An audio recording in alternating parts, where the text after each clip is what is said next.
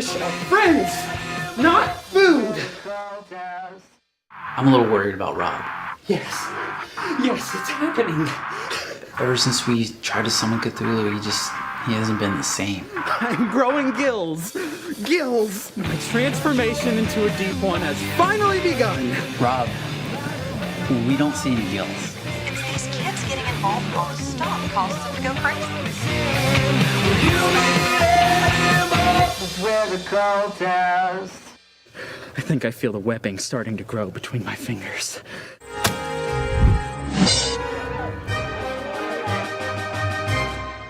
Welcome to Dinner and a Board Game, a new actual play show about friends, good food, and lots of fun at the gaming table. We're your hosts, Megan and Heath. Each night, I'll invite the gaming group over to my house to cook dinner, sample drinks, and play a board game on one of our customized board game boards. Dinner and a Board Game is an actual play show where you'll be able to watch the game from start to finish with gameplay dashboards and graphics that help track the turns and allow everyone to follow the game's action. We'll play games like Zombicide, Black Plague, Descent, Journeys in the Dark, Small World, Unearth, and Terraforming Mars. We'll even be joined by special guests such as Lou Anders, J.F. Lewis, and cosmic horror artist David LaRocca. The show is free to watch on YouTube. Just come by my channel, Heath Robinson, and be sure to subscribe. Click Watch Now to start the first episode and join us for fun-filled evenings of Dinner and a Board Game.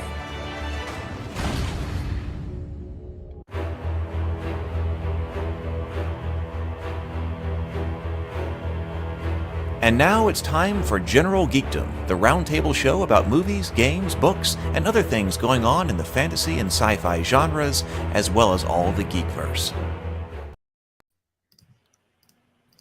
Hello, everyone, and welcome here for this 9th episode of General Geekdom. Kind of crazy that we're now on episode 9 after I had this wild hair to start live streaming and try to do a show about a month and a half ago. So here we are. If you are joining us and you're here with us in the chat, please feel free to ask questions or put in comments as we're talking about the different things that we are doing here. And please do like and subscribe to the channel. I laid out about 10 different topics for different shows, and then we would judge and see how people are liking it, how it's going, if we should keep going, and then what topics we should address. So if you have other topics or things like that, please put them in the chat. And if you like it, well, then maybe we'll keep going. All right, so today's topic is storytelling and Dungeons and Dragons or other role-playing in general. All different role-playing games, specifically the kinds of stories that we can tell using RPGs that we can't tell using other media, and why we're role-playing in general. And so we have our panel here tonight, and I'm going to let everybody introduce themselves. We'll just go around. We've got Bashir is his first time with us tonight. It's a pleasure having you. We've got Rachel, and then Drake as well for his second appearance on the show. So Bashir, you want to go ahead and introduce yourself and let everybody know who you are and what you do? Absolutely. Hello, I'm Bashir Ghouse. I am a freelance writer and independent game designer in the tabletop RPG space.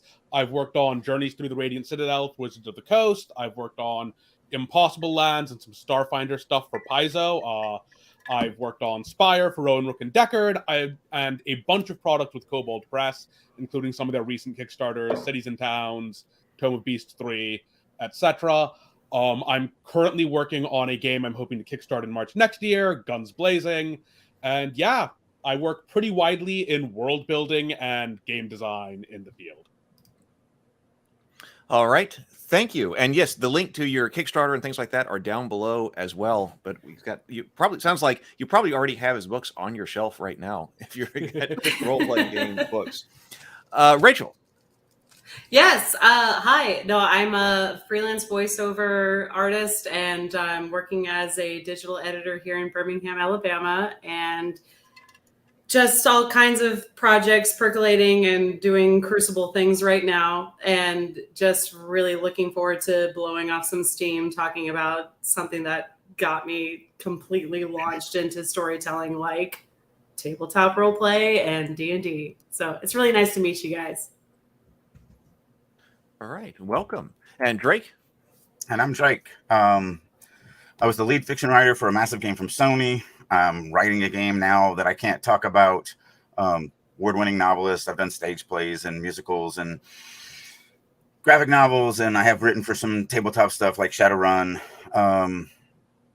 there's very few mediums that I haven't worked in: TV, movies. So, and I grew up playing D&D, so this is gonna be a good fit. All right. Well, wonderful. All right. So let's start off then. I'll introduce the topic kind of because I thought this was a good one to do. Topic was my idea, but I found that most of these discussions go best if we actually start off with talking about the discussion, having a conversation about the conversation in order to figure out what we're trying to do and why we're even having the talk to begin with. And so I thought that we should start off by talking about why do we role play, and that can be personalized to why us as individuals do this, and what it is that we're trying to get out of a role playing game when we're at the table. What is it that we're trying to accomplish, and what makes it successful? Right. Anyone would like to lead off with that? Rachel? I was going to say, why do we tell stories in the first place? And what does that look like? We've been telling stories for a very long time. And I feel like role play, especially tabletop role play, is just kind of an extension of that. And I actually only just started DMing a couple of years ago. But I've been tabletop role playing since I was 13. And I wish I had gone into DMing so much earlier, because there's just something about building a world for everybody around you and for yourself. It's that bringing everyone together to tell a story aspect. So I think it's an inherent nature of just wanting to tell a story. And if some dick jokes are along the way, that's fine too. Yeah, with you on that one. A huge part of it for me is just the social aspect. You get to tell a story and create worlds and play a game with your friends. And I've met a lot of new people through role-playing games, some of whom are lifelong friends now. I started playing when I was pretty young. I was 10 or 11 when I first started playing role-playing games, and most of my friends in high school I met through D&D, basically.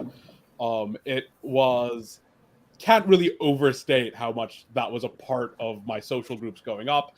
And then also the game aspect and the storytelling aspect for me are kind of equal parts, in that there's a lot of fun in playing a game with your friends. And as a regular DM, I fortunately have finally gotten to play in games more often now, but for a long time, as some better part of a decade, I was more often running than not. Getting to design challenges for my friends to put them through, and occasionally personalized ways of messing with your buddies is a lot of fun. I actually think it's kind of twofold, really, for what I see. First of all, I actually started playing D&D when I was in 3rd grade, and the guy that was in my original group is my co-creator of the cartoon that I'm working on. So we've been friends. You talk about lifelong friends. We literally, I'm way older than what I'm going to admit. So it's been a really long time. But to me, it's actually twofold. For the player side, I think players, the big draw for players in role playing is that you get to be in the story and affect the story. Whereas, you're picking up one of my novels, you're just reading, and you really can't. You may hope that the character does something, but the character's going to do what I basically wrote, and it's not going to change. It's the same thing with video games and everything else. So I started DMing when I was about 10, and I refuse to DM now because literally my job, 12 hours a day, 7 days a week, is basically DMing myself all by, alone in my office. So the games that I play in, I'm always the player because I want to, that's what I want to do for recreation. But Right. I think the DM side is the reason why I became a professional storyteller. When you're the DM, you don't get a lot of satisfaction out of playing. I mean, it's just a ton of work. And not only is it a ton of work, it usually is a ton of work that in the first 5 minutes of the session is all thrown away, and you're pretty much just ad-libbing at that point because your character, your players have just said, "Oh, shiny," and they've gone a completely different direction than 3 weeks worth of planning that you have set up. It's improv comedy show off the rails, but with pretty much dragons and yeah. Yeah, I've definitely had we need to take a break for 10 minutes. You've broken everything, and I need to figure out what we're doing. I got to rethink. A couple of times. So I think from a DM side, and I think the reason why, because I wrote my first book when I was 12. I mean, it's a terrible book. No one will read it. It was written by a 12-year-old. But, I've been a novelist for, again, well, that would be 40 years ago is when I wrote my first novel. And I think that's the draw for people who are DMs. DMs get our pleasure, at least I get my pleasure for being a DM out of being the storyteller. And, now that I do it professionally, I've been doing it professionally for 20 years. That's really, I like the paycheck. The wife definitely likes the paycheck. But really, for me, my satisfaction comes like at Comic-Con last month or whatever, a month and a half ago, where, I just have fans come up and tell me what impact what I've done has on them. And I truly believe there's not many jobs that do that. No. When I was flipping burgers, no one ever came back there and was like, "Oh my goodness, that Big Mac changed my life." It was really amazing Big Mac. Like you just don't get that in some other careers. Whereas, I've been with people while their mother was dying. I've been with people going through hard times, divorces, whatever. I get these stories over these last 2 decades that are pretty deep. And so, I think that's really kind of the draw of on a smaller scale of being a DM, because it is, like you said, Bashir, it's your friends, it's the people that you care about and hang with, and you get to guide them and kind of be the entertainment for them during this session. And I think that's magical. I hadn't thought about the social experience, but I totally should have, because that was also a large part of my social experience and friend group in middle school and high school. That was, a lot of what we did was get together with at somebody's house and game all night. That was back when you could do 36-hour gaming sessions or something like that, if you could like that long at somebody's house. So there was that. And I remember I was at somebody's house and I wasn't there when this happened, but they had to go buy some pencils. Some of the other guys were coming. We didn't have any pencils for D&D. And so they went out to stop at the grocery store on the way over to the house. And they got back and they said, we were in line at the grocery store and the entire cheerleading squad was behind us. And it was just the other guys standing there and all they had was a pack of pencils. Right. And then, so we were going to game. But, I was going to say that part of the reason that I role play is to experience a world. I suppose that's from the player's perspective, especially. But, some of my earliest, or actually the earliest role-playing game that I got was the Middle-earth role-playing game, the ICE's 2nd edition. And one of the reasons that I was so interested in that was because I am a huge Tolkien fan. I'm a huge fan of Middle-earth, and I wanted to be able to do something that was part of that world. And of course, today we've got, massively multiplayer online RPGs. And as long as you're okay, I suppose, with the interpretation of the world that the game developers created, then you've got that. But regardless, if you don't, and especially back then you didn't have it, the experiencing a world was a big draw to me. Mm-hmm. And there's still, I was the lead fiction writer for EverQuest Next, which is, talking the oldest first MMO that existed.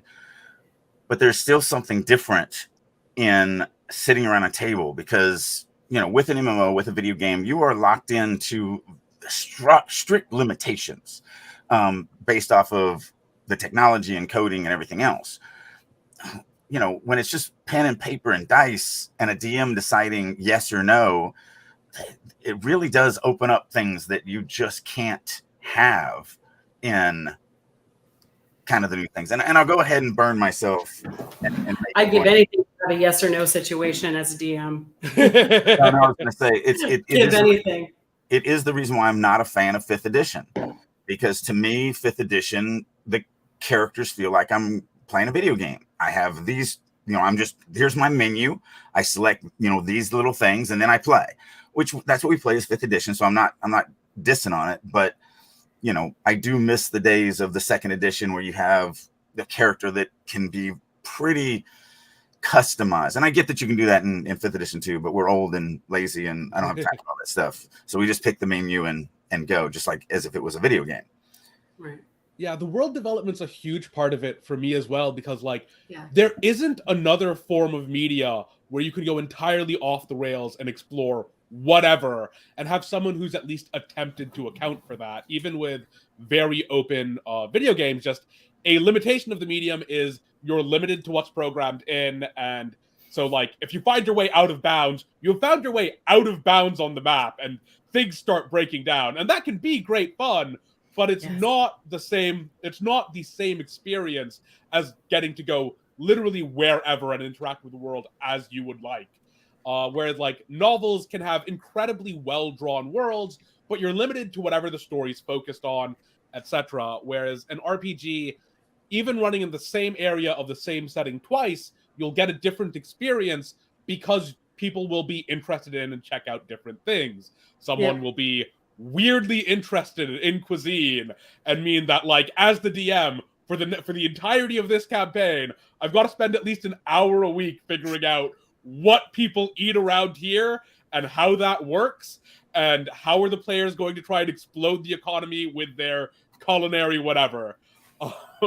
I'm really grateful for my QA video game background, because you just had to account for so much doing that, and that fed so much into when I eventually jumped into DMing. I will literally go in half-cocked on a game. I have like the general spots that I want to hit, but the players inform so much, and sometimes there's things that I have set in stone, and they just turn that stone to sand because somebody will ask like just a question that just even makes me go, that's a really good fucking question. Pardon my French. It's a really good question. I didn't think about that. And it's that whole idea of like fresh eyes. Like I wish I could say that I am trying to like assuage my players to like me, because they don't. But I will say that like just it's so incredible how your players can inform your narrative, because they just ask these questions that you think you go in knowing the certain corners of the story that you're trying to tell. And again, just from a QA background, you're just kind of like, okay, this is the storyline. This is where it's going. This is what we're doing. And then just suddenly this zinger comes in out of left field and you're like, all right. And it's just such a very fluid process of playing a game with a group of people that are also hopefully in the same mindset you are, of just like, I just really want to tell a good story and hang out. Well, we're kind of answering this already, but kind of the next thing I was thinking of was, are there certain kinds of stories or kinds of experiences that we can have in a tabletop RPG that we can't have in other media? Because I'm interested in the idea of storytelling in multiple media. What are certain ways to tell stories good for? Certain types of stories that another thing should be told in a different medium, whether it's a graphic novel or a regular novel, or whether it's an RPG. Are there some stories, like if you're creating a world, and I think I had mentioned the playing in a world as part of the allure as a player, but Bashir talked about, especially if you're a DM, the creation of the world, that can be an important part of it as well. So, but if you're creating this world and you want to have novels and you want to have maybe comic books and a bunch of different things, what are the characteristics, the kinds of stories that you'd say this one needs to come out in an RPG format? I can tell you what I preach against. Okay. Because I teach writing also all over the world, and inevitably I run into this every year, and that is people who have created a role-playing game who are trying to make novels in it. And the problem with that is novels are a medium that is incredibly structured, or the reader is not going to enjoy it. Like, you have a setup, you have an inciting incident, you have a rise in tension to a defined conflict. Even if the characters and readers don't know it's defined at a given point, eventually the Death Star has to be blown up, and then you have the overcome. And what I see in a lot of novels that were written from the authors, like, oh yeah, no, this is my campaign world that I've been writing for the last 10 years, is the novelist really, really, really, really loves the world. And a world is not a story. A world is a backdrop when it comes to novels. So, with a novel, when I'm teaching world building in novel writing, I always say, you want to go deep, not wide. So I always kind of describe it as an old Western one-horse town in a movie. sure, we're going to go into the tavern. So we're going to build the tavern. You can walk into it. It's a room and so on and so forth. But the barbershop next door is literally just a facade. There's a door, but it doesn't open and there's nothing behind it. And so that's really what you want to do on a novel is you need the barbershop there, but no one's going to go into the barbershop. So I'm not going to build it. And that's kind of the way I describe for novels. And so the danger of going from a role-playing game to a novel is a lot of times that novel will end up with just so much world building in it that we just did my podcast partner and I just did this. I think it drops next week, actually. I call it the tour guide narrator. Instead of I'm in the story and I'm trying to accomplish something because I'm a real person in a real world and I have real problems. I'm okay. And if you'll look out the left side of the cabin, what we have over here is, and it's like, so it's a very, very different medium in my opinion. And I do believe that is a danger in going from a role-playing game that you've created, a campaign setting that you've created, and then trying to do a novelization. And then I guess the other thing that I hate is a lot of those novels tend to be filled with things that the writer and their players found really, really, really funny when it happened. But when we read it, we don't understand because we weren't there and it doesn't translate as well when you're trying to tell it in a story with other people. And so I run into that a lot too, where the scene is only funny to the guy who wrote it. And so those are the two warning things. I'm not saying you can't do it. I'm just saying those are things to really think about if you're pulling from that.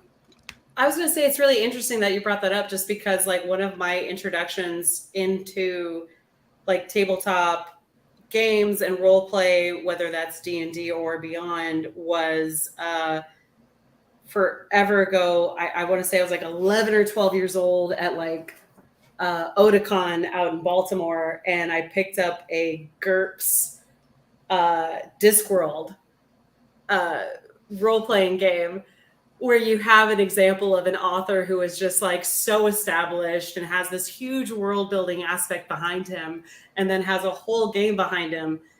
And it was really interesting because I was like, oh, this is really cool. I know who all these characters are. I know what all these mechanics are. But then really the thing that brought me actually to the table was like D&D and Changeling 2E specifically and then on. But I just, it was just such a weird thing to have that be the gateway. But then ultimately it was something that was much more mechanical that kept me there. I'd like to jump on to add to what you're saying, because that is also very interesting. I didn't think we would go there, but Discworld, the world is a character. The world is really a part of the plot. Well, yeah, he introduces it at the beginning of all of his books. Right. All the time, yeah. But it's also, it plays a role. I mean, that is the big difference in that. Normally, the world is where you're at and where everything lives and everything resides, and you want to make it as cool as possible. But Discworld is kind of a unique thing where aspects of that world actually affect the story and actually are plot, will drive the plot, and you don't all the time get that with other campaign world settings. Yeah, so I think for RPGs in specific, the big ones to me are like your world needs to have things for a DM and the players to latch onto. One of the problems you'll get is if you have a beautifully drawn out world and what do the players do here? Not sure. Or even worse, you have a beautifully drawn out world, you have things players could theoretically do in a different dice system completely. In the system that you've actually attached to it, there's not much for them. So like a pacifistic world with a focus on politics, and you've got in like high crunch tactical combat rules, that's a really bad mismatch. But what I think RPGs excel at for storytelling is indulgence and chaos factor, where, well, chaos factor, I guess, is not necessarily how I'd want to phrase that term, but like in most forms of media, when you say a character has a mind of his own, you're describing like the process of writing them is like kind of takes you on tangents you weren't expecting, or something along those lines. In an RPG, the character has a mind of its own means, yes, the character has a mind of its own. It's Ahmed. He's across the table from me. I don't know what he's thinking half the time. He's going to do something, and I don't know what it is in this moment. And a lot of the great RPG moments that you'll remember years or decades later on when what did Ahmed do was completely wild. And sorry, go ahead. No, yeah, sorry. The other part of that is just like the dice or whatever your randomization system is for your RPG, where it will change the nature of your story because it'll kick in at a plot critical moment, and maybe it cooperates, and maybe it cooperates spectacularly, and maybe it doesn't cooperate at all. And you are doing something else entirely. Like I think most DMs have had the dramatic boss fight that just explodes and doesn't accomplish much because the dice decided, yeah, this dude, he's actually just terrible in a fight, and his armor does not work. He's going to die now. No, where it's the most crucial, the dice always knows, the math always knows, the universal language always knows. Yeah, and I do want to talk about the relationship between RPGs and the rules. So that is a topic we've got coming. Well, just to jump on the dice thing, because I'm more loyal to the story than anything else, as the DM, I always roll behind the screen. And sometimes the number that I give is not necessarily the number that was rolled. Now I let the players roll, obviously themselves. So whatever happens, happens. But, I'm not the type of person. I don't get enjoyment out of if I just, throw out a boss and then just do a total party kill. That's not anything that I'm looking for. So they get in a situation they can't handle whatever. I don't mind fudging it a little bit for the enjoyment of the players and for the, to contain things along. But what I was going to say to your first point, and it's been almost 20 years since I DM'd. Like I said, now that I'm doing this pretty much full time, I don't want to also create a role-playing game, for entertainment when I'm working 15 hours a day doing it for work. But the last several campaigns that I did run, I actually went the other direction. I created the world. I created, all of the settings and everything like that. And then I just created just tons of characters, people. I spent way more time populating people and their motivations and what they were doing.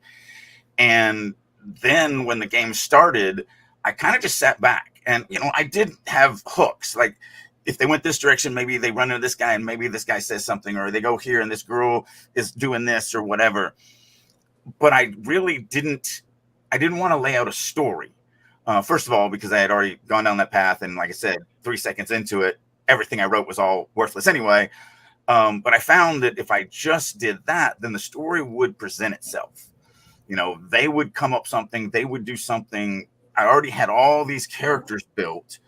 And so now I could, as the world, react to them and what they were doing, and then find something like, maybe they get a run-in with somebody that really ticked him off, but it didn't go well. Well, there's your reoccurring villain right there. And maybe he's bigger than what he is, or he's working for somebody bigger. So that's the way I tend to DM back then, was I would let the players kind of explore the world first without you're sitting in a tavern and a messenger comes up and he says, the king must see you right now, even though we've never seen you before ever. I don't like doing that. I let them kind of meander around and it really doesn't take long. And we're not even talking about multiple sessions. We're talking about 30 minutes and then we're into something. Yeah, absolutely. And that's kind of what I was touching on with Indulgence, where you don't have to, in other forms of media, you generally want to type things relatively, like you were talking about it when you're talking about how RPG adaptations to novels fail. Whereas in RPGs, that indulgence is fine, where you can go, I like creating characters. I don't feel the need to marry them to a plot. We're going to let them find what they like and pursue that and hook on things as they go. And that's a huge strength of RPGs that you can't do in pretty much anything else besides improv. Because otherwise, in other media, hooking things on as you go is often not viable. You can't do that with a video game. You can kind of sort of do it with progressive patches and MMOs. Right. Even that's pretty limited. Whereas in an RPG, the players can indulge, you can indulge in the things that you like about the medium. and to some extent ignore the things that you're not as into, or let them sideline and come up when they come up naturally. Well, I think that's really interesting that you brought up improv, just because like one of the golden rules of improv is yes and it's kind of, I think that's without getting into because I know we haven't touched on the question yet of the rules, but I think that's where you can really bloom as not just a DM but as a player, is the yes and at the same time there's very much a balance to that, where it's just kind of like, okay, yeah, all right, yeah, let's do that. But because I think that that you do have to be somewhat flexible and a little bit malleable as a DM, because you do go in with a story, you do go in with a plan, you do go in with a world. I think with the understanding that there is something porous to those things, and that you have players that are involved, and you'll go in, and then your players will throw something at you, and you're just like, okay, yeah, okay. But I think having that backbone is still good, and finding ways to link, I guess, the nervous system of your players making those choices back to that column. It's a really fun endeavor. And I think one of my favorite things about being a DM is not just like finding a way to make sure that these choices still link back to a story or to a plot line that still keeps a story intact so people can keep playing the game.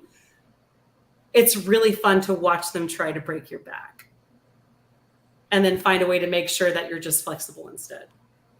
And yeah, no, it's a blast. I wish I had DM'd sooner. It's so much fun. Here's my hypothesis of why I did when I was DMing the way I did it.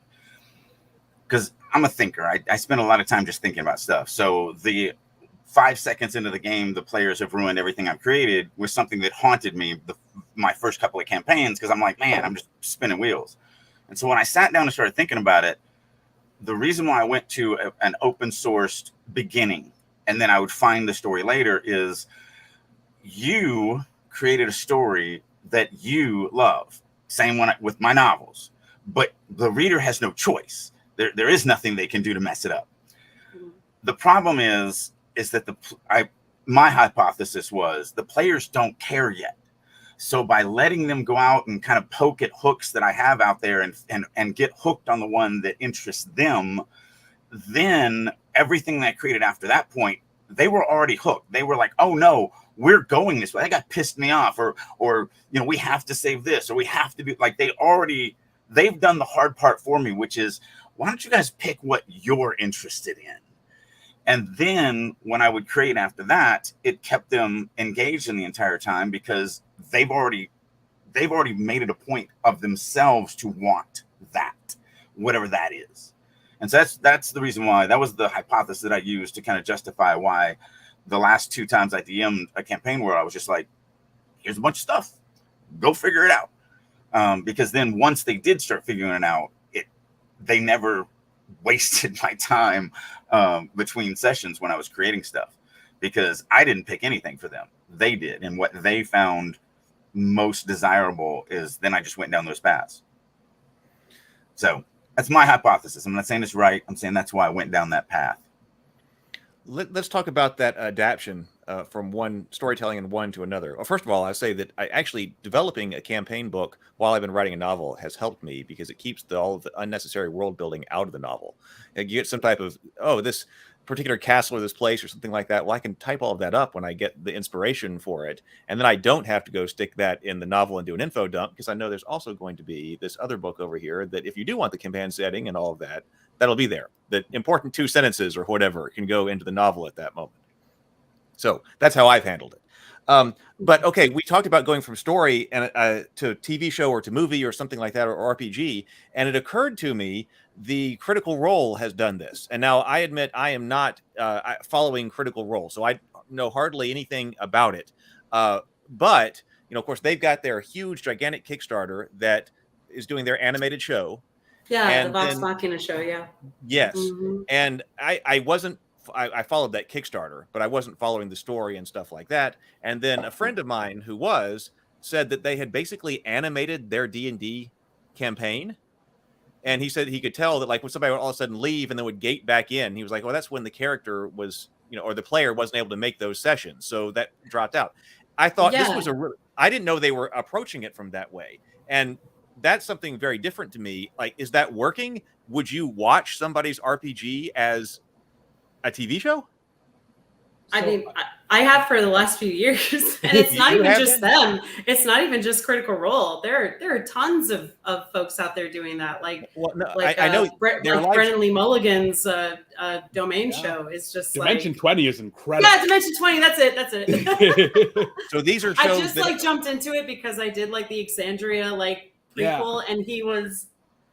It is a good choice of thing to get into. I hope you enjoy it. And then off I went, and yeah, no, sorry, didn't mean to get. Well, let me just make sure that I understand what these are, because I have not been watching. Because I know people watch Critical Role and watch them actually play the game. I mean, obviously that's hugely popular. But then if you said, okay, here is the game world that's been created, here is the story that's been created, and now you are a TV producer and you're about to do a TV show based on that, is like a slavish adaptation of what happened at the RPG table. Also good. Is that what you're watching? So I think there's something of a control. Oh, sorry. I was going to say, I think there's something of a control in that, though, just because all of them come from a background of producing animated shows. They're all not just necessarily voice actors. They're also producers, and they're also voice actor casting directors, and they do a lot of behind the scenes stuff too. I had to imagine that had to have been at once very seamless and also very tricky at the same time, because it's their characters when they're not on the clock doing this life, this career. It was very interesting to actually see them adapt their own storyline that was on the fly. And again, that improv rule of yes and, because they all come from an improv background. And then they had to apply a certain amount of I guess discipline to it, or production to it, where they're just no, this is what we usually do for other animated shows we've worked on, but this is something we've been doing for the last few years, and how do we make those things work? I don't know. It was really interesting to see that adaptation to a medium that they're already used to working in, but it was also so personal at the same time. Yeah, I think the trick for Legends of Vox Machina is that it is actually edited down really aggressively. It's not necessarily a slavish adaptation. That it's I think two full arcs of the campaign. That was something like 20 or 30 hours of content, if not more. Right. Maybe 60 hours of content when it was being played through. I don't remember the exact episode counts. Cut down to about 6 hours, I think. 4 hours? They were just talking recently in their third campaign how their session 30 is always kind of a turning point. Yeah. And they referenced the tree that shows up in, I think, episode 4 of the Vox Machina first season. But that was their 30th game. But at the end of the day, when it showed up on the show, it had already the show running was at that point 2.5 hours. Yeah, if you got to that episode number, yeah. So it was it's one thing to build your own world and to run your own game, and then to stream it. But that had to have been really weird to go in and just be okay, we have to develop this narrative that's appropriate for streaming and appropriate for an episode cap, and take this thing that happened on our 30th session, but make it happen 2.5 hours into our first season that. There's a lot of babies you have to kill doing that as a writer. Like, I don't even want to think about it. It is. So kudos to them. I can. So it's working because it's working because it's well edited. So they've got this material, and it's probably not going to conform to a traditional story structure. But we're going to edit this and get to the meat of what happened, Right. and produce that as a TV show. Simplify it, make it. You take a narrative that worked in the tabletop game, and you turn it into a narrative that works in an animated TV show format or whatever other format you're working with. And there's always the failure state that Drake mentioned, where you get something that is too indulgent and not focused enough, and they've avoided that with just a really aggressive editing. Yeah. Well, now I'm interested to how they do that, because as far as a lot of medium to medium, there was a lot of I would say just modesty in that first season, because they had to trim a lot of fat that they are also very attached to, and yeah, no. I couldn't do it. All right. Well, we talked about creating our own world, but why don't we talk about adapting a world for an RPG? Because that's certainly something that happens. You get the novels or the TV shows, and then later somebody acquires the tabletop game rights and has to, is producing, board games, but in this case, tabletop RPGs specifically. So what does it mean what has to happen to appropriately adapt a world from a novel or a TV show or a movie and put it into a tabletop game format? And so what makes a good adaptation and a bad adaptation? What are we looking for? So I think it's easiest to talk about through the lens of bad adaptation, because the failure states tend to be pretty obvious. When you have a bad adaptation to an RPG, you get something that does not create the story that people who want this RPG want to play. So if you create an MIB game and it doesn't support like doing weird stuff around aliens and mind wiping people very well, then you have made a bad MIB game.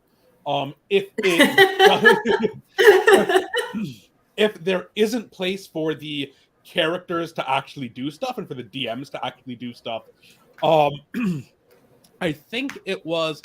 I had an example in my head at the start of this, and I've forgotten what it was. I think it was one of the old GURPS adaptations, maybe like the Robotech adaptation or something, where like you had a setting that could, in theory, be a neat RPG, but there wasn't much to help a DM create something for their players or for the players to make themselves fit in the world. You'll occasionally run into like protagonist issues with this, where you'll have the canon characters written up, but they'll be at such a level that characters will never be able to interact with them.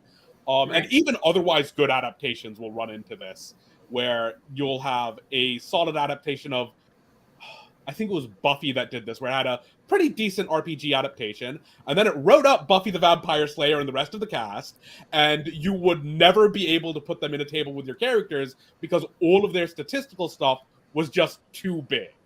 The other version of that is when the characters become too powerful too quickly, and now all the stuff that people want to do is mechanically irrelevant to them because they've outpaced it. None of it will be a satisfying challenge, or none of it will make for a satisfying story, or like you will be able to easily style over whoever the protagonists or main villains were.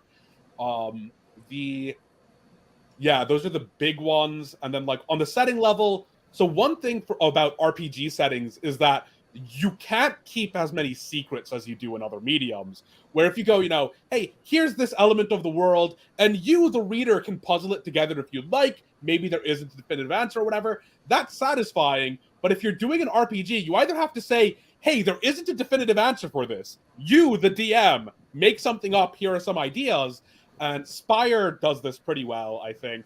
Or you have to actually just tell the DM, here are all the big secrets of the world. This is what they are, so you can actually use them. And depending on what you're adapting, that can be aggravating if like the work you're adapting revolves around some big mystery, and now you either have to give the DM the answer to that, and maybe whoever you're adapting from will not allow you legally to do that because that's a big mystery they need in their pocket. a couple of seasons or novels down the line, or it's something that you have to give an unsatisfying answer for because you need something the DM can use, right? Mm-hmm. Well, to kind of jump on the first part of that, and this is not an adaptation, but it is an example of what I think a great kind of trajectory for characters that get too powerful as you go through them is the Borderlands series. So you play the characters in the first game and you become ultra powerful, and in the second game they're still there, you're not necessarily playing them, but then things happen to them, and I won't throw any spoilers out here. It's a fantastic series, and they literally live real lives, or in their lives as the story goes on. And then in 3 it does the same thing. So it was a really cool way that they kept these characters that they created for the players to play, and then continued them through without going, well, you can't play the same characters because now they're not novice anymore, and we're gonna start you off as a grunt first level, and you can't play these characters that are already 50th level because they've already ran through this entire world. So I really like the way that they integrated them in. And so if I was, and I've never done it, but if I was going to well, I guess in a way I did with Sony. I think I just lied. So the characters that were the iconic EverQuest characters that were in the prose, in the stories that I was writing, they were also written into the game, but they were a part of the narration of the game, those that lived. So that you could go to one of them and get something, or interact with one of them, or maybe be involved in a big war that was being led by one of them. But it's not like you could play them. Like, that's the problem that I had with the Old Republic. Like, there's only X number of Jedis, and yet there are 3,817 Jedis in this cantina. And so it was because everybody wants to do that. And, the game's like, oh, but you can be a merchant and you can have your own ship and carry cargo to another planet, or you could be a Jedi. I mean, it's your choice, whatever you want to do. But the merchant, like you real merchant, and you're like, I think I'm going to take that Jedi. If I'm going to play this game, I don't know if I want to be a UPS driver in a video game, even if it's in space. So I always found that one really weird, that you take these very limited aspects of a story and then you open it up to this big MMO that everybody's going to want to be, Luke Skywalker. It's just the way it's going to be. And so it is much harder, I think, to adapt something like that, as opposed to allowing the characters to be a part of the world, but not a part of the game, not the players. I think that's where, like, it's really weird, because I remember starting out with, like, on the player side of things with tabletopping, where it was just kind of like, this is my character, abandoned orphan in a basket on the doorstep. She also happens to do this. She also happens to be able to do that. And like these days, I'm just kind of like, yeah, I'm a grandfather who is just going out on one last tour. I just kind of want to go have a walkabout about it. And it's just really, I think that the more you play, there's something really beautiful you find in the simplicity of a concept. Mm-hmm. And I think that comes with playing as long as you do, or DMing as long as you do. Like, I'm so in love and so ready to play this character who I think, like, his whole thing is that, like, his granddaughter's getting married, and while he is on this adventure to find, like, the perfect, like, keg of ale, and that's a whole different context. But while he's on this whole adventure to do that, on his way, even though he's written so many books about nature and survival in nature, he just can't quite seem to pin down writing the perfect toast for her wedding. And that's, like, his main conflict. And if he happens to, like, get some treasure and, like, mess up some dragons along the way, that's fine. But, like, it's so interesting to, like, see these memes where it's just like, let me tell you my 13-page backstory. I'm like, oh, that was me. And then nowadays I'm just like, he's just a granddad who wants to give a good speech. And that is, like, such a big thing for him, even though it seems very simple on paper. I don't know. It's just, yeah, I guess it's conflict looks a little bit different depending where you are or how long you've done it. I don't know. I don't know where I'm going, but I was just like, wait, we're on the way here.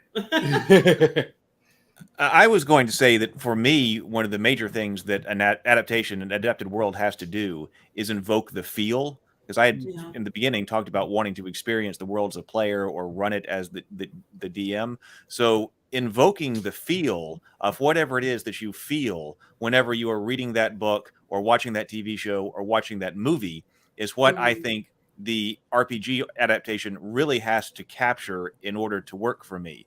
And there's a lot of things that can be lost in other pages that I think you don't need often, because like if you're going to be adapting Lord of the Rings, I've got several different adaptations over here on my shelf, and some of them do have extensive synopsis of The Hobbit and Lord of the Rings. Like, okay, well, I don't actually need that material. Now you might have in the past, but okay, like that's wasted space. Giving a really detailed breakdown of exactly the One Ring and all of its powers and all of the detail. Now, people are going to want that, and I think they're going to expect that.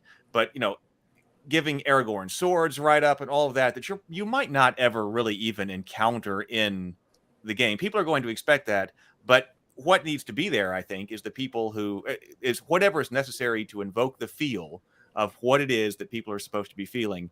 When they read the book, they need to feel it at that gaming table again. Yeah, here's how to make Rohan feel like Rohan is a far more important thing to get right in an RPG adaptation than here's Aragon swords or here's the stat block for the One Ring.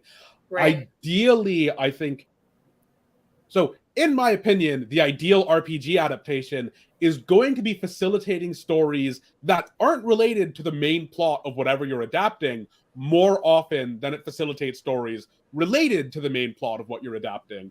I think one of my favorite adaptations is the Fantasy Flight games, Star Wars games, which are excellent at doing like, yeah, we're 5 dipshit smugglers in the Outer Rim up to our necks in debt and getting into some sort of shenanigans. We are never going to meaningfully interact with the with the Galactic Civil War and the Rebel Empire conflict, but this is going to feel a lot like Star Wars the entire time, or like we're a random rebel cell in the Inner Rim. We're going to be doing anti-Empire stuff, but we're not going to touch the main plot, and it will feel like you're doing anti-Empire stuff, and you can populate it as you would expect a Star Wars film to be populated, and the mechanics help you do that. Yeah. And the games book helps you do that. I feel like Pendragon is also a very good game that utilizes that. Yeah. Where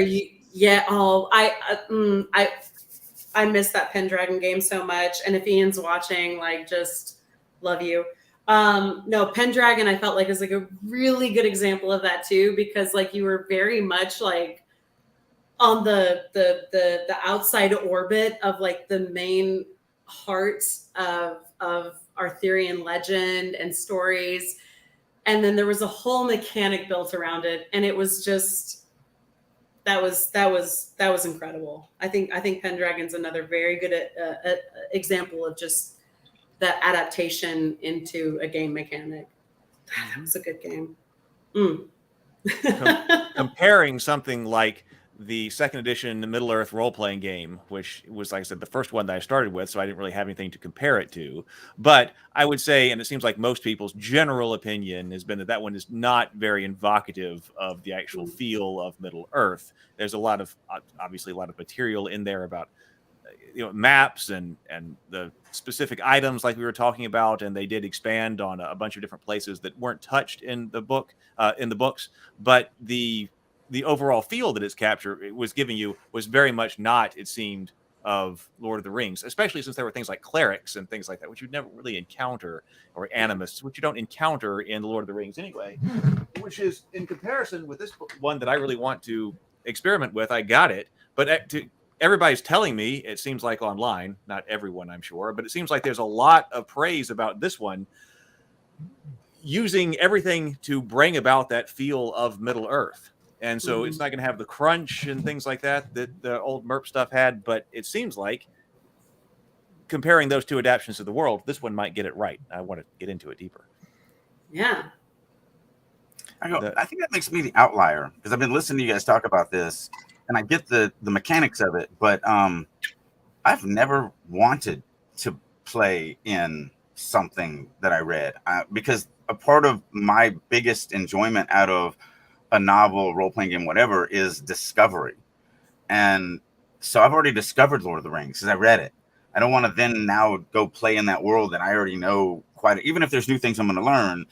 I know a lot about that world. I want to go into a new world. I want to go into something that, has different things, that is a new experience. And that's why I read new novels, is because I want something different. And that may make me an outlier, but that's just listening to y'all so excited about playing all these things. And every time I was just like, meh. I mean, if we were in the same room and it was like, hey, we're going to role play this, I'd be like, all right, whatever. And I would do it.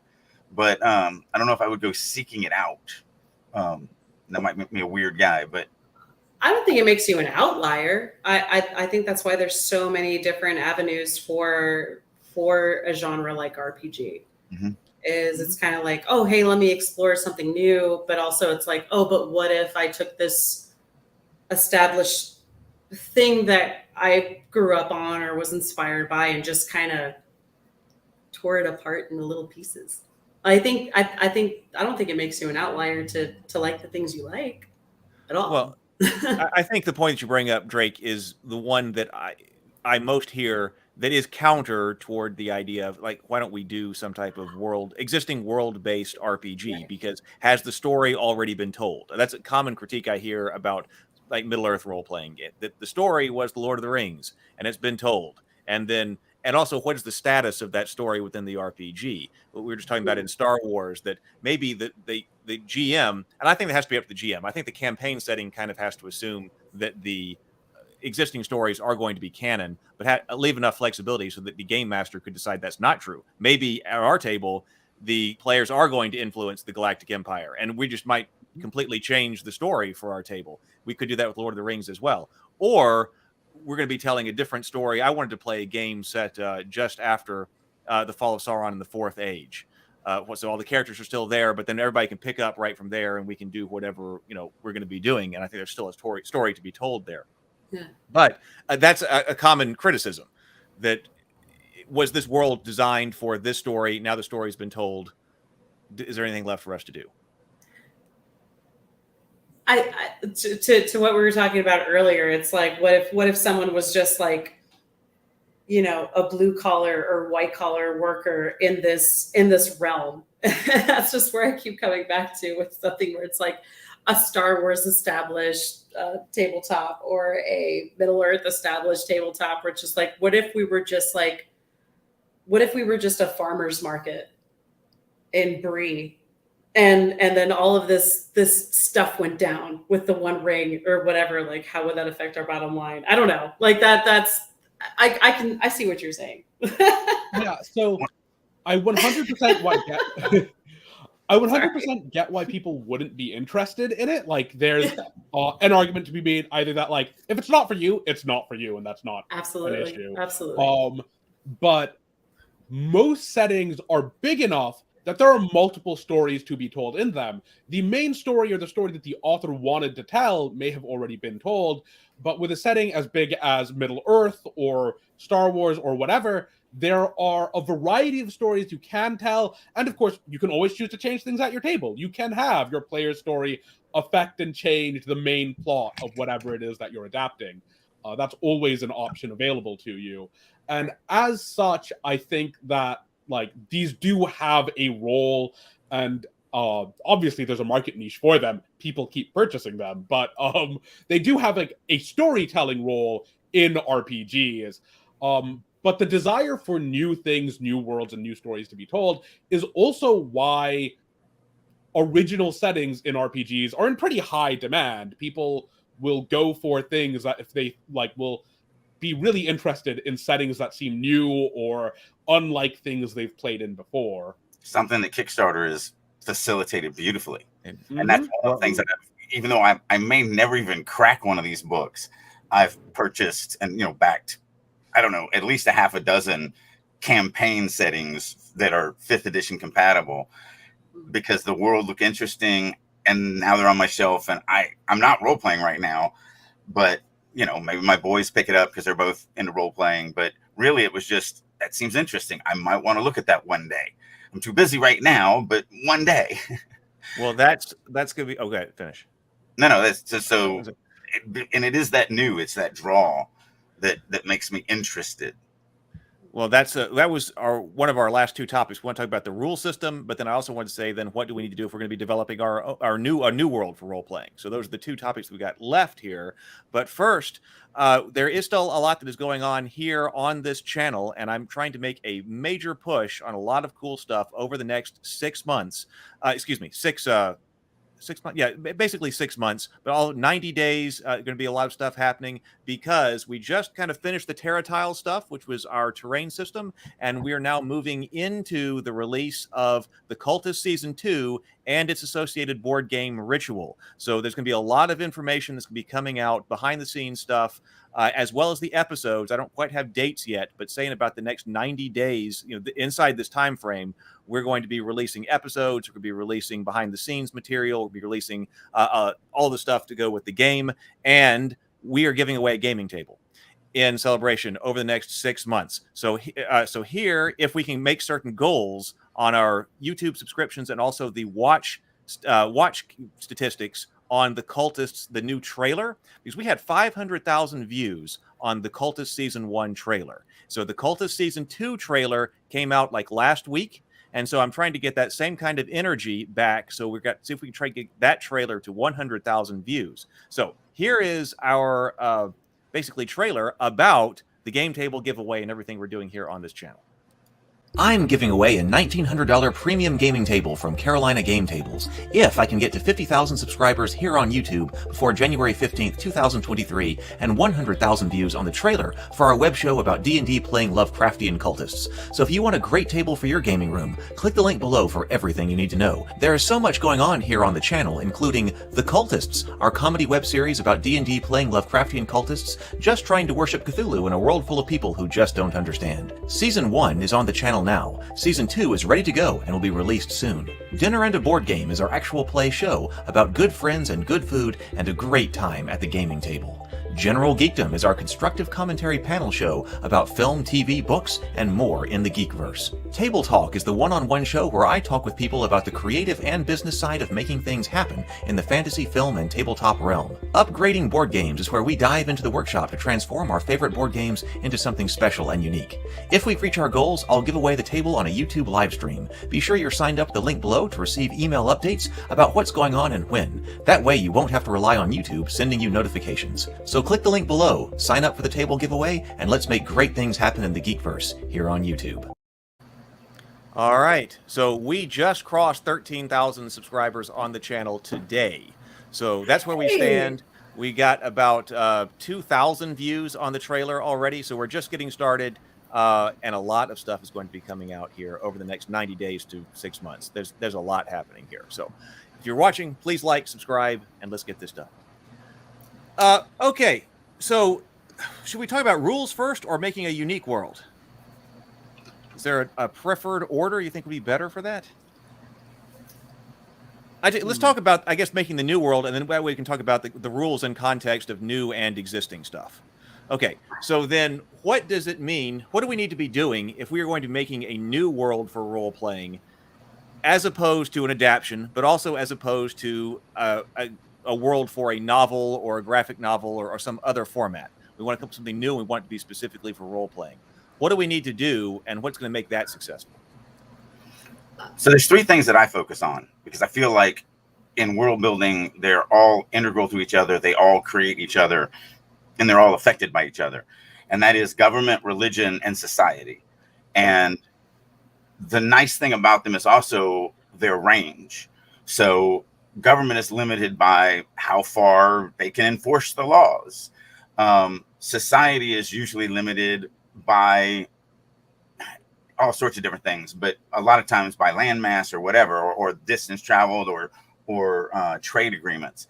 And then religion is one of those things that can magically go in weird places. I mean, you can have a religion in a town that absolutely will kill you if you have that religion.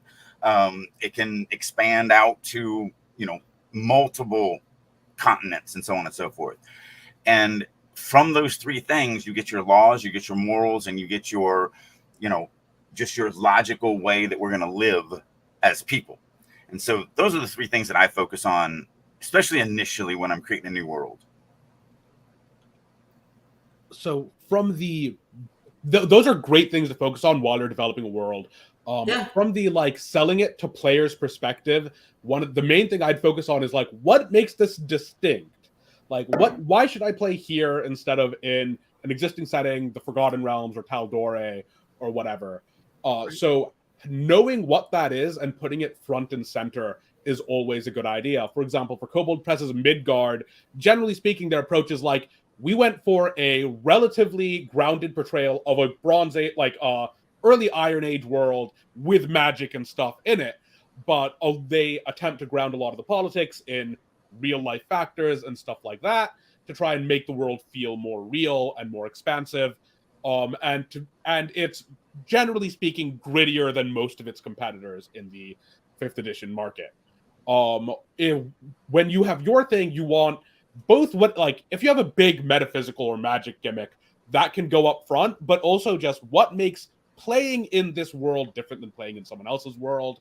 The other one that goes in when you're actually writing it is you can keep secrets from anyone except for the Dungeon Master, because the Dungeon Master has to implement this. If the Dungeon Master does not know it, to put it into practice, whether that's in an adventure, whether that's in your world book, whatever, then it doesn't exist, it didn't happen, and it's never reaching the players. I have been on the revamp teams for work that had secrets that were not mentioned in the book, and so we had to track down whoever originally wrote it to figure out what was actually going on there. I've been updating material where no one knows what the original thrust of a thing was. The guy who wrote it died. No one knows what's going on here. The secret died with him, right? Yeah. So now whatever that original intention was, it literally doesn't exist anymore. It's now something I and some other people on that writing team made because we needed to put something in that DMs could actually work through. I've seen people editing work where there's an implication that these two people in an adventure are the same person and one of them is the other guy in disguise, but it's never stated. So if you're running it, it's entirely possible that you never pick up on that, or that a player correctly figures it out from clues, but you think they're incorrect because you were never told that they were correct. So you have to be very open about a lot of information that you wouldn't be in any other medium. In any other medium, this is the big secret that you're keeping for your book 3 reveal, for your sequel, for the dramatic twist in the climax, etc. But here, all of those twists have to be aimed at the players and not the DM. Otherwise, you're arbitrarily screwing over a bunch of your customers. Yeah, I would say, just to piggyback on what you both were saying, is I would say pick something that you're very familiar with and that you enjoy, and then see how you can build off of that. I have one friend who he's using the 5e system, but he is building a foundation for the world that he wants to have in this game. And a lot of his inspiration comes from Joe Abercrombie and from Frazetta and Conan and a lot of that. And I would just say, I'm not saying steal this, but if there's something that you really like, find the aspects of that world that you enjoy, whether that's Middle Earth or Don Bluth animation or Frazetta or Star Wars. Find the foundations that you enjoy within the things that you enjoy watching and ingesting, and then it's okay, well, I like Star Wars, so what does my space opera look like? I enjoy, barbarian fantasy, medieval stuff. So what does that look like for me? I would lean on the stuff that you like. As my creative writing teacher said, write what you know. And if what you know is you like Rankin Bass animation, then go and build off of there. But I would say, apply the foundations of what Bashir and Drake are saying too. You do have to have columns to hold up that foundation. Brownie points for dropping Don Bluth's name in that. Man, he's great. He's shaped my inspiration and my nightmares all at once. So in a stupid episode of a Dick and Fart Joke cartoon, he is a part. He's not the joke, but he's included in a joke as an example for them trying to make their point. But I had to write extra lines to make sure that the audience knew who the hell I was talking about and why it was pertinent to this joke, because Don Bluth is not someone that everyone just knows. Anyway, sorry. Just giving you brownie points. That was awesome. I've had them. I love them. Sorry. Well, I think it's also... The joke out of that is one of the characters goes, "Oh, dead puppies." And everyone's like, "What?" And, obviously it's all dogs go to heaven, but she calls it Dead Puppies. That's the name of that movie for her. Dead Puppies. Yeah. The nightmare sequence is it stands out. We could do a whole podcast on that movie. We could just on Don Bluth and like how we've all been traumatized in the best possible way. I think the idea of drawing from something is also a good one, because you're also going to have to be able to communicate this to the players. Because if you are sitting here with different options and you've got, assuming that they are at least predisposed to potentially playing in something that is existing or something that's new, you've got the Star Wars role-playing game, you've got the Lord of the Rings role-playing game, and then you've got this third one that is something completely new. Well, everybody knows what to expect out of Star Wars and Lord of the Rings and kind of where they're going and what this... But if this one, no one will know anything about. And so you need to be able to communicate that to someone quickly in order to get their interest up, and also tell them what type of feeling that this one is going to have, so that the players have some type of place, something to attach to, in order to say, "Oh yeah, I want to try that," and I kind of know what I'm getting into. Because you don't want to be in a situation where it's like, "No, it's completely new. You've never seen anything like this before. I can't even explain it to you." No, you need to be able to explain it quickly to somebody in order to be able to compete with the Star Wars game that's sitting there. I actually ran a campaign where I fixed that. Okay. Because, you're right. If you're creating a new world for your players, and these characters grew up in this world, they've been here for 16, 18, 20 years, they know some stuff. Even if they lived on a farm, they know some stuff. So one campaign that I ran, all the people for their characters, I was like, I want you to create a character from any IP you want to create them from. Whatever world they come from, that's what they come from. Whatever the rules are for that world, that's where they come from. And so, like, one guy came from actual Earth, Rome, and one guy came from the Conan world, and one guy came from Lord of the Rings and all this other stuff. And then these characters got plucked out of their universes and dropped into this one in a meadow. And it was like, okay, that's what you know. You came from Earth and Rome, and that's all you know.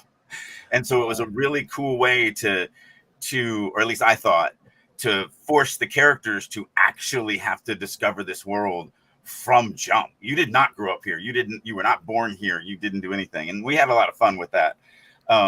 Plus they could bring different values. Like the guy who came from Earth brought much more of our value system to this world. And then I was able to play off of that.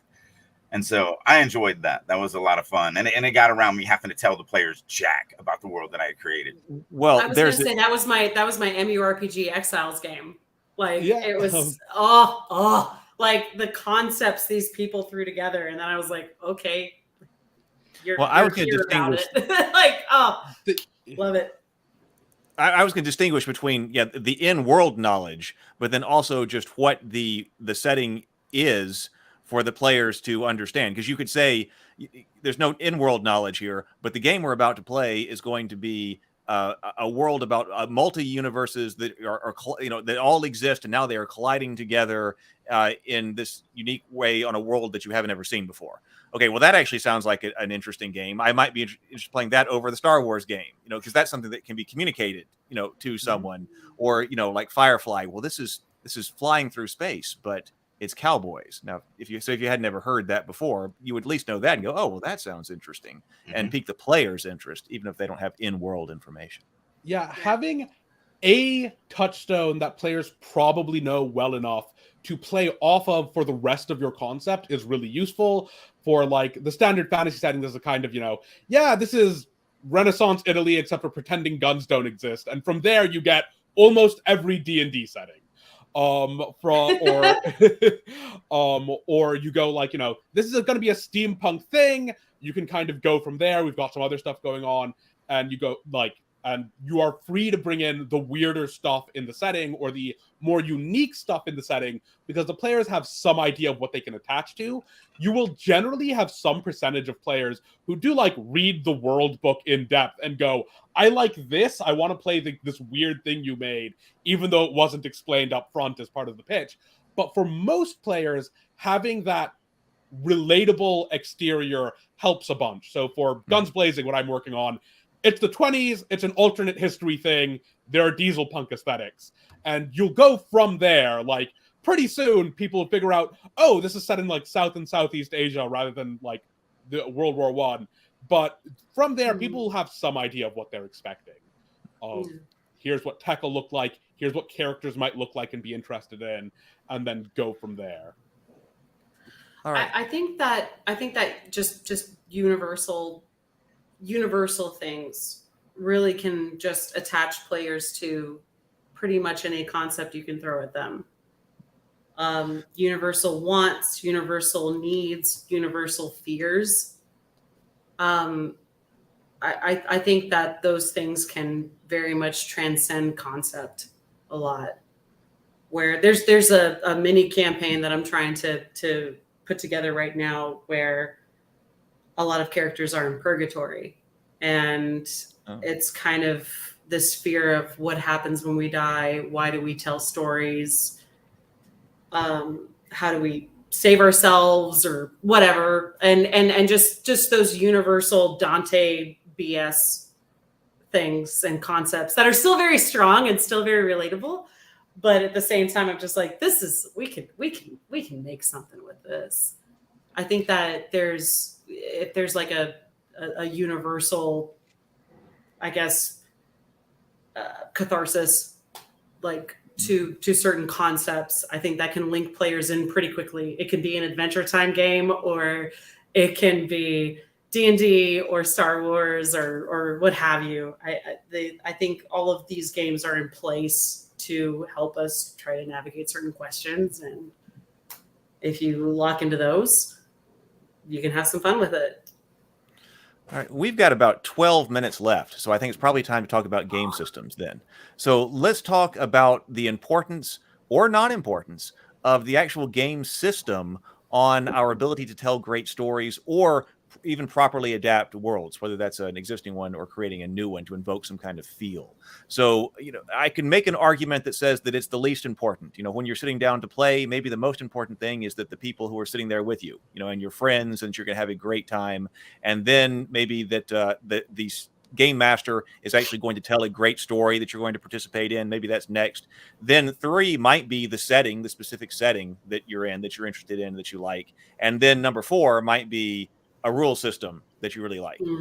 So I could make that argument, but on the other hand, a lot of people are really fiercely competitive or defend or argue against certain rule systems. So where do we stand on rule systems and storytelling? So I've actually struggled with this my entire life. I mean, over 40 years that I've been role playing, that's something that's always been on my mind. Because I want the best of both worlds. I want a very realistic rule system that answers any questions, but I also don't want to spend an insane amount of time. Like one time back in my 20s, I think, maybe early, no, it's definitely my 20s. I made a system that was literally the most realistic combat system that I think has ever existed on the planet. And I got my friends together and we played, and we did one battle, and it took us 10 hours. Just one fight with some goblins. Yeah. And I was like, we're never playing this ever. Like, this is gone. And so that is something I've actually been struggling. And I actually feel like I have come up with a system that, with a very simple thing, I don't want to say anything about it, but the DM can, it doesn't matter what the player asks to do, I can give you a number on this system that has a mechanics that allows you. Literally anything. It honestly doesn't matter.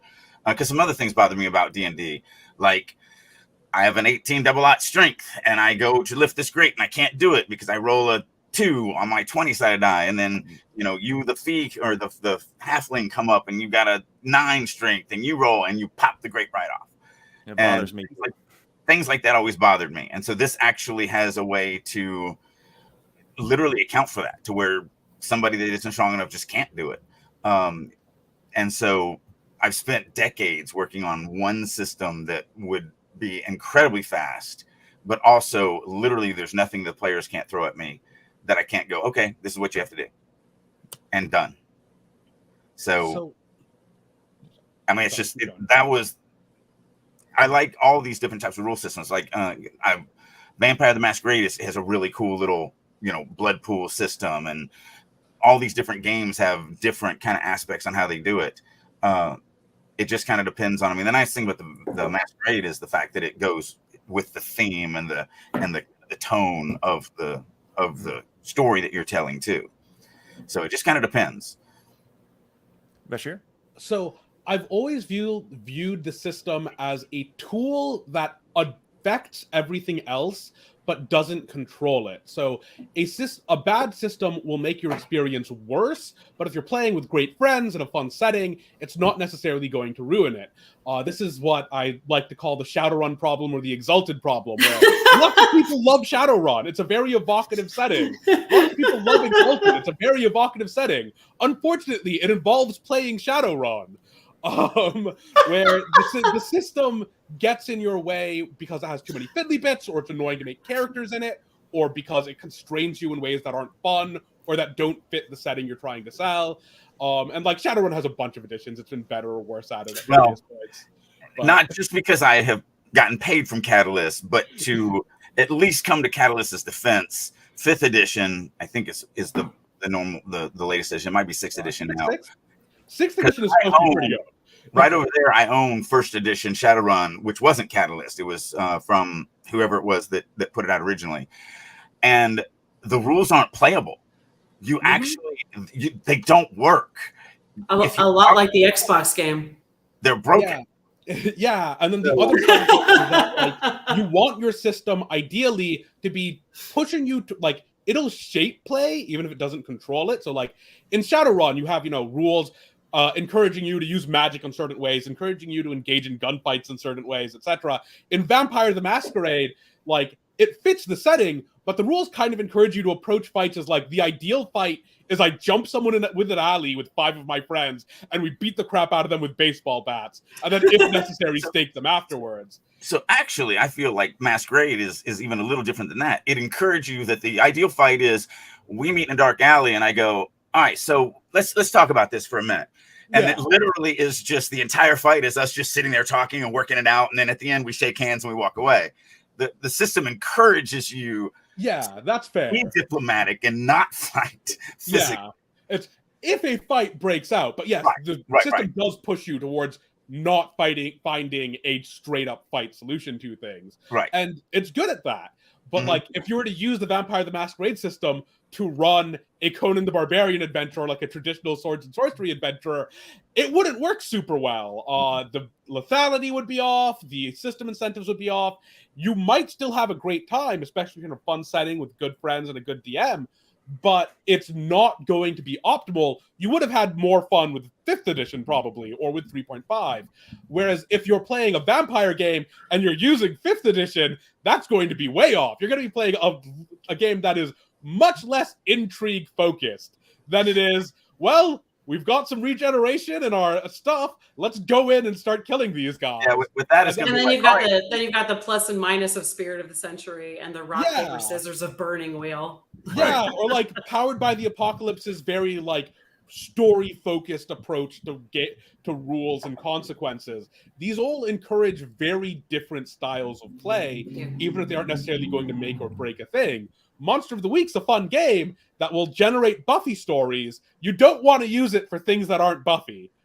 I think that when you're doing rules in a game, I think that Depending on what you're doing, I think the illusion I always come back to is like the Chuck Jones animation where you have somebody either on a train or on like a mine cart and the rails are just barely holding on and they take a sharp turn and the wheels just barely clutch to it to get around the turn so that they don't die. And I think that when depending on certainly depending on what system you're in, I think just a lot of it comes down to, we've all referenced being in a room playing a game with our friends. And it's just kind of like, okay, what rules can make sure that we still have a game? But also that was really cool what like Bob just said. So like where do we strike the balance on that? And I think that balance is that rail cart wheel on that rail that's already just like, I'm here, but like I don't know. So I don't know. You guys made such good points, but I was just kind of like, that was just where I'm like, that actually sums it all up. The rules are there just to make us feel like we're in the game, to accentuate the type of role playing that this game is asking for, and two, just to make sure we just don't fall off, like, so that there's something that makes it fair. Yeah. How do we shift our weight to make sure we're all on the same track to tell the story? And then I guess the last thing would be to randomize some of it, so that I want to do this, but the die just told me I'm actually going to do something. Actually not. right. I'm like, the feel there. Sorry. That's just Rosencrantz and Guildenstern probability. Sorry, guys. You brought up feel, Drake, and it seemed like I come back to that a lot here. But that's what I would have said, that the rule system ideally should be there to support the feel of the story being told and the campaign world that you're playing in. I've got a lot of GURPS books back here. I loved GURPS for a long time. So I came out of a very simulationist, rules-heavy stuff. I liked that years ago. I still like it today, but I've moved on to other styles of gaming. It's not what I would pick up today just to play a game. Things like Fate, and also the Cortex system. I got the Dragon Prince role-playing game that's based on that, and I've been digging into that. The things that are more story-focused I like, but I still haven't quite found that one that's quite right. I guess that's a common thing for all RPG people, like you're talking about Drake designing your own. Like I like what Fate's doing. Lou Anders, a friend of mine, gets it. Sometimes when I think you read a Fate book, you don't really understand what the system is trying to do. But Lou got it, and when you sit there and play with him, man, he can tell a fantastic story using Fate. But to me, it's still not quite there. So I don't know what's perfect yet, but I'm shifting toward that more storytelling set of rules. And actually, Lou brought up a great point as well that I like to quote, that he actually said that at his table, he's not trying to simulate reality, which is what I would have been doing when I've got the GURPS rules out and we're looking at the damage resistance of 3.5 inches of steel or whatever it is to try to get through something. But Lou said, I'm not trying to simulate reality here at the table. I'm trying to simulate storytelling. And I went, perfect. Goes back to the beginning of what I said, why the DM, I always roll behind the screen, because I don't care what my dice roll. Like, I'm here to facilitate a story. I get my pleasure off of you getting pleasure out of the story. And so I'm not going to allow like I said, a total player kill scene to ruin my enjoyment, because I'm going to kill all you guys off because the dice just happen to roll that way. I would rather cheat on their side, but not even let them know. I mean, that's the beautiful thing about it, is I ham it up on my side. They have no idea. And so it just enhances their enjoyment even more. See, I'm on the opposite side. When it's crucial, I like going in front of the board. I don't do it for every roll. And that way, but I feel like when it's kind of one of those moments where it's like, okay, this is in front of the board. Let's go. This is the game. For me, it's when going in front of the board scares the players, or behind the board. Oh, I think in front of. I think when that's when it's like, all right. It scares me more. It's like, all right, the dice are going to fall where they may. That the DM's not going to fudge this. So I mean, I started out as a player, and when it comes to like really crucial roles, I think that going in front of the board, like, it just kind of scratches that itch a little bit, because like I started as a player, but I've been really enjoying being a DM so much, and that's kind of my one place where I'm just like, I can be with you guys. Now, I promise. Yeah, rolling in front of the board. I do want to make one caveat. Okay. If they're doing stupid stuff and it gets them killed, it just gets them killed. So, like, I'm not cheating on them because they're making my life miserable. If they're making my life miserable, whatever happens. I'm sorry, you guys are just being idiots. But if they're really playing and they're really trying and they've come up with a really clever way to get out of a very bad situation that I put them into, and it comes down to one die roll from the enemy side, I'm just not going to let that end that story there, you know. And that's why I wouldn't bring it to the other side, because if I do bring it to this side and it does roll that way, then there's nothing I can do about that. Yeah, like rolling in public ratchets up the tension because everyone, including you, now knows you have no control over what happens here. The dice will say what the dice will say, and we're going to roll with it. I generally roll in public just from like the style of game I play. I've rolled in private for some things, especially if like there's a lot of dice rolling going on, where it's just like, okay, this is going to make things a lot quicker. I'm just going to roll here for a minute, figure out what's going on here. But yeah, it's something I personally go back and forth on, where like, depending on what I'm going for, I'll roll in public or roll in private. Yeah, no, it depends. It depends. Like there was a session recently where it was one of those things where I was like, if I roll in front of the board, there's a certain amount of, I guess, suspense that'll get, I guess, yeah, it'll just get put apart. There's no tension there. There's really no stakes there. But when it was and not to do like a complete shout out, when it was a critical role, it was kind of one of those things where it was just like, yeah, we're all going to do this. We're all going to do this together and have a good laugh. Who's going to get a beer? Like, it depends on the situation. I guess that's why I try to make sure that the critical roles are on their side. It's all up to you now. That's a good point.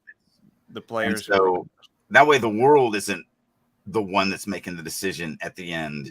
So I guess because you, as you guys were saying that, I was thinking like, I don't know if I've ever had a time where like it would actually help me to go in front of the screen, because there's nothing on my side is ever going to make or break the story. I always push them in a way or design in a way or whatever. Maybe it's just my natural storytelling ability. It always comes down to them. And so there is no fudging them because they're all rolling in front of each other. So it's like, oh, you've got to roll a 17 or more or this is over. But now it's on them. And so it's the same. I think it's the same feeling that you're talking about, where it's like everybody has the tension going, but you know, it's the players, because that's where I, as a DM, that's where I would get my enjoyment, because I just want to tell a good story. I don't want my players to have fun. Sorry. I think that's a great place to end right there. Yeah, you want your players to have fun. Absolutely. I thought this was a great conversation. We might end up having to do an RPG and storytelling round 2 if we go into another set of 10 episodes. I thought this was fantastic. Why don't we go around the circle again and let everybody know where they can find you, what you're doing right now, where you want people to go to connect with you. Links are down below, but also let everybody know where they can get in touch with you. Bashir?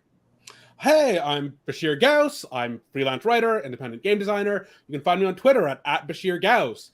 And you can find the Kickstarter that's going to be launching in March next year in the link below. It's kickstarter.com/gunsblazing. Really enjoyed the talk. Thank you. Really enjoyed having you here. Rachel? Yeah, I'm on Instagram at Yes Chef Marshall. It's all voiceover, acting, food, geek, BS. Just if you want to come out and check it out, feel free. But otherwise, I will just be hanging out here on this channel. All right. And Drake? Best place to keep up with me is Starving Writer Studio, all singular, starvingwriterstudio.com. I got a ton of stuff coming out. I mean, it sounds stupid when I start talking about it, so I just won't. But ton of fiction novels. I've got hopefully before the end of the year, the next Drake's Brutal Writing Advice book will drop. cartoon next year, an entire season of Guards that I'm working on, and then a video game that I'm also writing that I can't talk about. So just a wealth of stuff. And Starving Writer Studio, getting on the mailing list is how you get. But I am on every single social media platform that exists.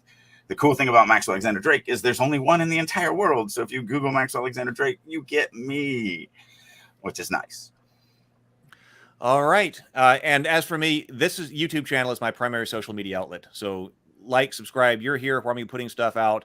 I've got a ton of stuff coming too, because I feel like I have been completely treading water, making all kinds of products over the past 6 or 8 months, and they have not been able to get out for various reasons, but they are now. So there's gonna be a lot coming out here on this channel. If you click the link to go to the table giveaway, you will also be able to join the mailing list for that. And I'm sending out bullet points. I'm not doing a whole newsletter. I'm just sending out occasionally bullet points about what's going on now, so you know, and that way you don't have to rely on Facebook, Instagram, Twitter, whatever, giving you a notification or letting you see posts or things like that. You can get on that list, and then I will send stuff to you, and then also be coming out through this YouTube channel. All right, everybody, thank you so much. We will be signing off now. Later.